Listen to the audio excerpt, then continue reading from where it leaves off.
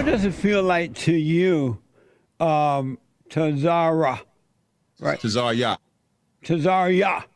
What There you go. Give him a hand for saying it right. Give him a amazing. What does it feel like to you personally, not to your group, but to you as a male? What does that feel like to hear yourself blaming and complaining about another man and that you can't make it because some other man to keep you down? I don't know what that feels like. I've never had that in my life. What does that feel like to believe that a white man or a Mexican man or any man can keep you down, so you got to complain about it rather than overcoming it? What does that feel like? Well, me being an alpha male myself, I don't know what that feels like. Then why are you complaining for other beta males? No, I've never said that though.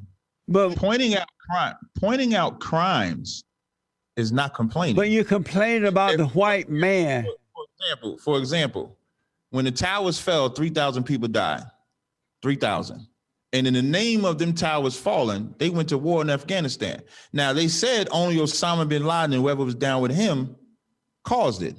But they've killed millions of men, women, and children that were not with Osama bin Laden. And they have this slogan, "We will never forget."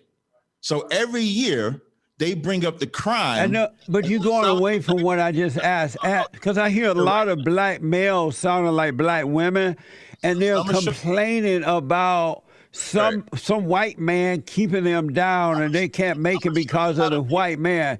As a male, right? You said you don't believe the white man could keep you down, right? White man hasn't kept me down. So what have you done to keep the white man from keeping you down personally?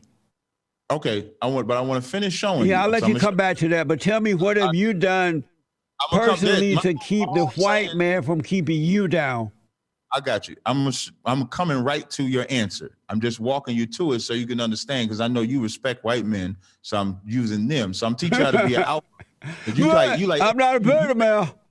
Nah, you in between. I won't say you all the way beta. You like in between alpha and beta. We're gonna call you A and B. That's what the whole point of saying that is, every year they bring up the crimes that the Osama bin Laden and them do, but they're still in power. They still have their military. They still have their might. They still go out and they go out and do everything to make America great. So now I said that to say, me personally, because you asked me personally, I am personally not oppressed, but my people are. Why you're not personally oppressed? Let me just finish. I am not personally oppressed, but my people are. And the reason why they are is because black people are taught to forget what happened to them. And if you don't face what happened to you, you'll never get a solution to empower you to become the alphas that you are. So we take black men and we turn them all into alphas. In the Israelite School of Universal Practical Knowledge, every single brother in here is a alpha male. But why you're not personally oppressed, you? Because why am I not personally oppressed? Yes. Because I was raised to never be inferior to no man. And who raised you that way? My mother and father. So why don't you teach that to the blacks rather than bringing up all this stuff that doesn't exist anymore? You believe in God, right? Yes. You believe that what God says is law, right? Yes. So how can I raise up a nation and not tell them what God said? But God does not blame someone else. I didn't say it, but God does say, remember what I did to the children to Egypt. God does say that. Remember when I brought you out. Our whole feast days in Israel. But when he said remember, that means we don't have to worry because he got us. He loved us and he got us. But he never complained about the white man. And he didn't teach anyone else to complain, but he taught them to overcome. But do you know why God said to remember? Do you know why? Yes. If you don't, why did he say to remember? So that we would know how to live and see a way to live when we remember him. Right. So now we have to remember what happened with our ancestors of old. But he didn't blame the white man because all people have enslaved someone at some point in time. Every year, white men seduce my brothers and sisters.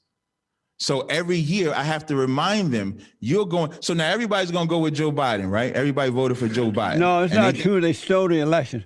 Everybody did not vote. Only the blacks voted for him, and the gays, the blacks, the homosexuals, the lesbians, the corrupt people voted for Joe Biden. That's even better. Okay, so blacks are even better because that's all I care about. So let's say all the blacks voted for Joe Biden. Okay. That's why I have to bring them into remembrance, because Joe Biden is a devil just like Trump was a devil. Joe Biden is going to mislead him and destroy him just like Trump before him, just like Obama before him, just like Bush before him, just like Clinton before him. So just like the Most High told us back in biblical time to remember and bring to remembrance so that we can serve him, that's our job.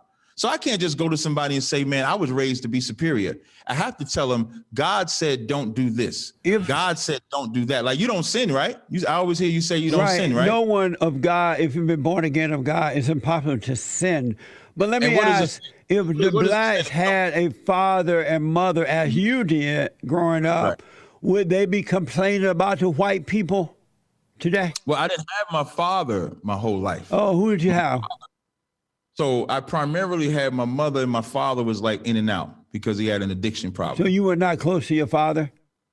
No, I was. I'm not saying that to say that I wasn't close to him, but my father, my life story is every other black man's life story.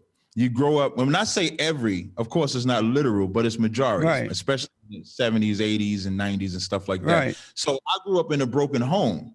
Now, if anybody can look at me and say, damn, Tazaryach grew up in a broken home. Look what he was able to overcome. How did he do that?